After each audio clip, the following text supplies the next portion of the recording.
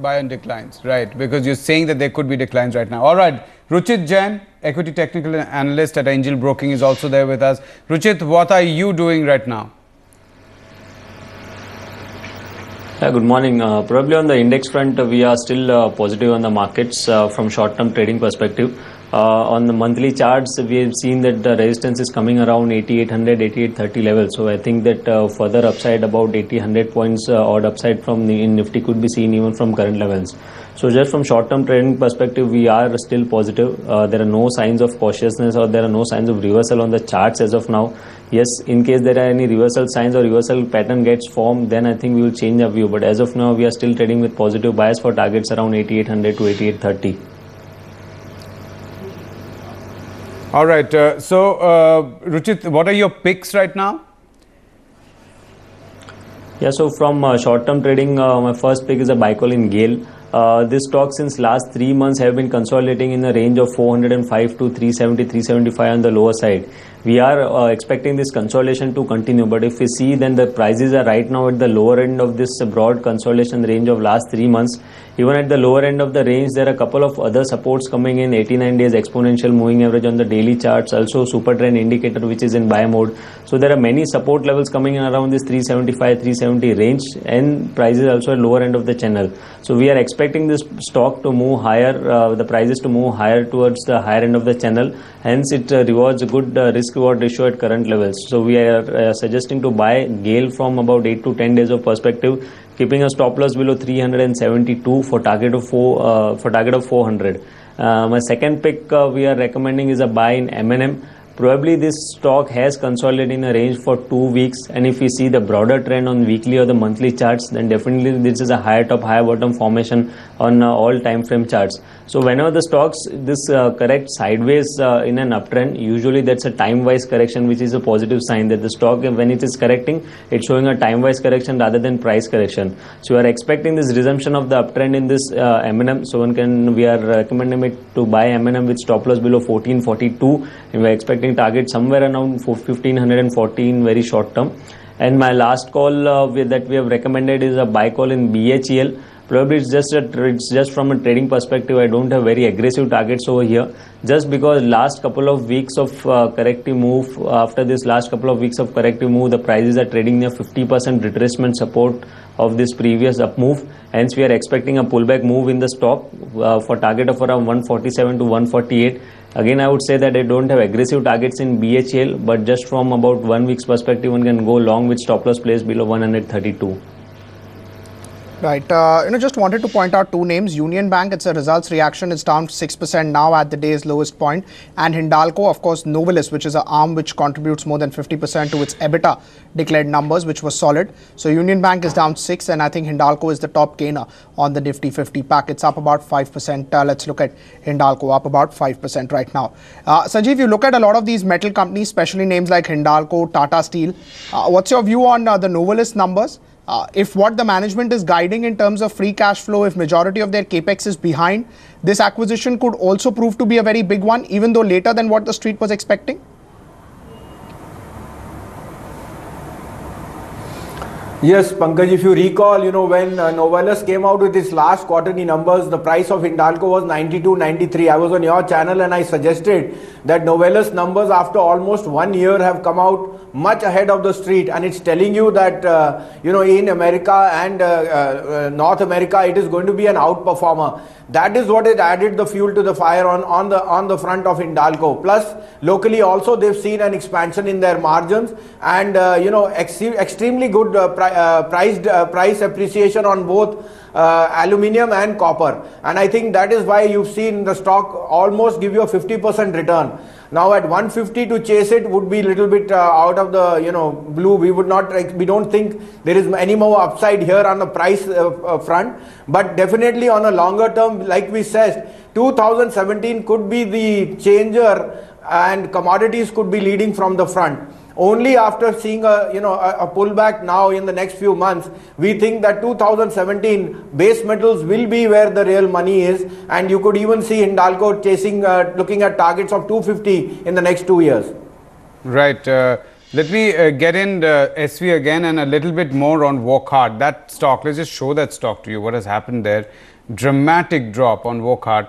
And, I'm just trying to look at what Wockhardt's, why that's down. Let's just pull up those graphics for you and show you what has happened in Wockhardt. Vichitra Salotra is with me right now. Vichitra, if you could just take us through what has happened on Wockhardt again and why that stock is down 11%. And then I just want to bring in SV on Wockhardt again.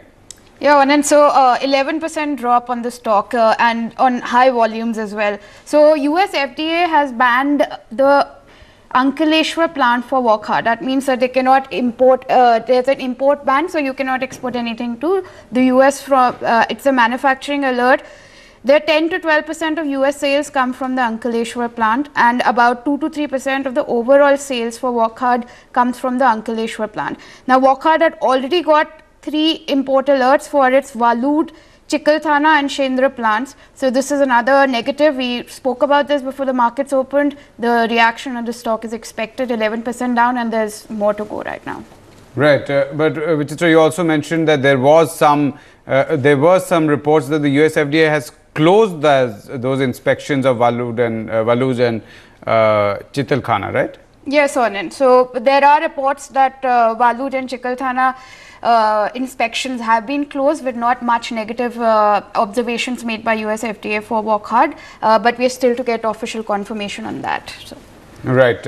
Okay, Wockhardt, and I'm looking at the numbers there. If I look at the kind of PAT expectation for Wockhardt for FY18 SV, it comes to about 720, 725 kind of crores for Wockhardt. And in terms of its EPS, the estimate for FY18 is about 65 rupees. Now, if I just work out the kind of drop that these US FDA numbers do to Wockhardt, its EPS should drop to about 62, 50, 61%. If I assume that the broad net margins remain similar, it could go up, it could go down. Now, at 63 rupees or 63 rupees and trading at 900 rupees, Wockhardt is still at about what, 12.5 times FY18 earnings. Is that now worth buying at 905? See, Arun, generally, whenever there is this kind of negative news and as one of our other fellow panelists also rightly commented, when you don't know whether it's the end of the game, and frankly, if you want to be in this space, there are other better counters, both in the large cap and the mid cap space, companies which have got FDA clearances, etc. Now, why should I unnecessarily fish in troubled waters?